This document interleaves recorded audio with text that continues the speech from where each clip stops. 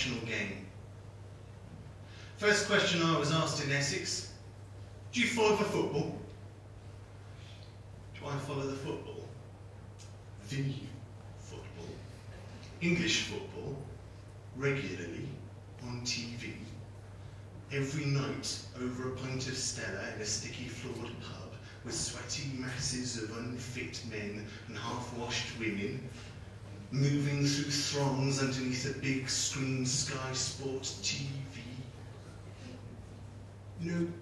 I don't.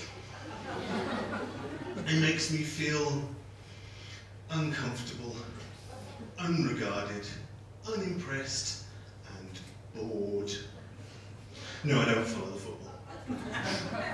I didn't follow it when I lived in Stratford-upon-Avon, heart of England's heritage, with its faux ancient streets, daytime Shakespeare grockles, nighttime Brummie dealers, and bored middle-class English children pretending to be poor American ones. No, I didn't follow it there either.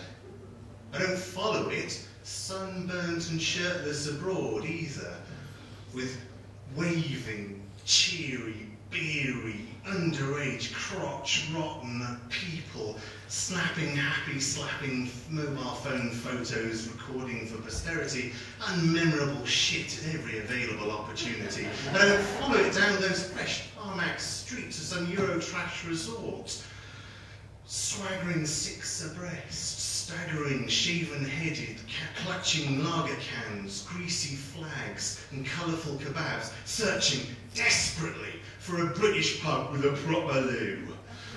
No, I don't follow the beautiful game.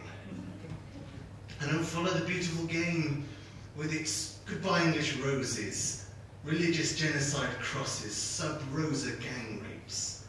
Kick a ball and get a mention, score a goal, get a bigger mention. Marry a Spice Girl, become a god.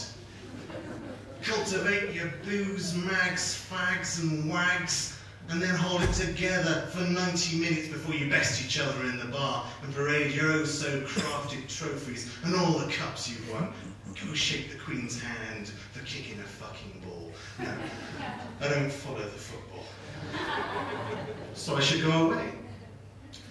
Go away from here. Go to Wales, land of my fathers, land of my father and mother, land I can't remember, land I don't know very well, land with the green grass valleys, where the lava bread of heaven is served until I eat no more, until I can remember being decked out in red and hoisted up to see cross crowds at Cardiff Arms, and watching and singing when they won, and flicking through childhood, instamatic, animatic memories, 1,000 bleached Polaroids. Do you remember that beach? Do you remember the church and the cliff? Do you remember us playing Indian in Scolton Manor? And the big train? Do you remember the boathouse? Or Llanstefan? And I rather think that I do remember.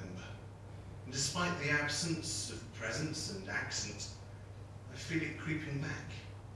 I feel safe on the streets, unrushed in shops, uncrowded on trains. Drivers are generous. People are chatty. There's no London in anyone here. And so I'm asked, do you follow the rugby?